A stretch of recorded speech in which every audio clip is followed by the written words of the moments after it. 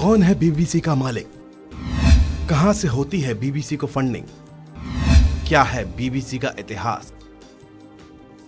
British broadcasting corporation यानी BBC के दिल्ली और मुंबई के दफ्तरों में आयकर विभाग की टीम पहुंची है। जानकारी के अनुसार टीम दफ्तरों में सर्वे के लिए पहुंची है। वित्तीय लेन देन से संबंधित अनियमितताओं की जांच के लिए टैक्स अधिकारी दस्तावेजों की जांच कर रहे हैं। यहाँ ये जानना जरूरी है कि ये कार्रवाई बीबीसी की documentary India the Modi question की स्क्रीनिंग पर हुए बवाल के कुछ हफ्तों बाद हुई है। इनकम टैक्स डिपार्टमेंट ने बीबीसी के दिल्ली और मुंबई ऑफिस में सर्वे अभियान के कारण फिर से ये ब्रिटिश मीडिया खबरों की सुर्खियों में है। वैसे बीबीसी का विवादों से पुराना नाता रहा है। साथ ही भारत विरोधी खबरों को लेकर अक्सर संस्थान की चर्चा होती रहती है।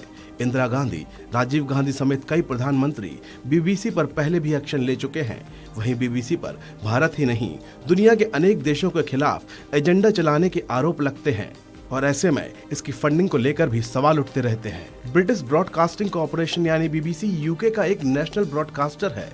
दुनिया में अगर बड़े मीडिया संस्थानों की बात करें तो बीबीसी का नाम जरूर आता है। पूरी दुनिया में 35,000 कर्मचारी बीबीसी में काम करते हैं। 40 भाषाओं में खबरें इस संस्थान में कवर की जाती हैं।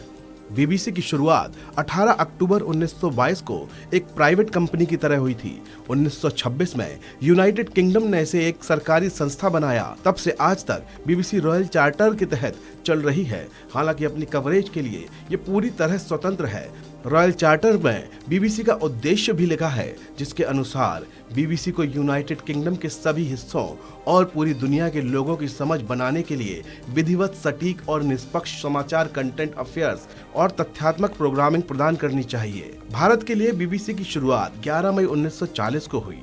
इस दिन हिंदुस्तानी सेवा ने अपना पहला प्रसारण किया था। इसी दिन विंस्टन चर्चिल ब्रिटेन के प्रधानमंत्री बने थे। बीबीसी हिंदुस्तानी सर्विस का मकसद द्वितीय विश्व युद्ध के दौरान भारतीय उपमहाद्वीपों के सैनिकों तक समाचार पहुंचाना था। बांग्लादेश की लड़ाई हो या इंदिरा गांधी की हत्या या फिर कोई और बड़ी अंतर्राष्ट्रीय घटना, कई मौकों पर बीबीसी ने सबसे पहले खबरें दी, जिससे लोगों का भरोसा बना। 2001 में bbchindi.com की शुरुआत हुई और फिर अन्य भारतीय भाषाएं जुड़ती गईं। बात अगर बीबीसी की कमाई की करें तो इसे लेकर बीबीसी हर साल एक रिपोर्ट अपनी वेबसाइट पर पब्लिश करता है। 2021-22 की रिपोर्ट देखें तो कंपनी ने साल 2022 में 53,539 करोड़ रुपए की कमाई की। टेलीविजन फीस के जरिए बीबीसी की फंडिंग एक सालाना आती है। इसके साथ ही अपनी अन्य कंपनियों जैसे बीबीसी स्टूडियोज और बीबीसी स्टूडियो वर्क्स से भी इनकम होती है। ब्रिटेन की संसद से भी इसको ग्रांट मिलती है।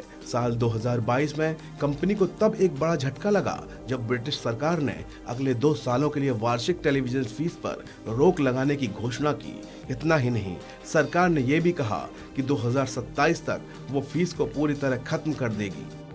इस खबर में भी इतना ही। आप बने रहिए वन इंडिया के साथ।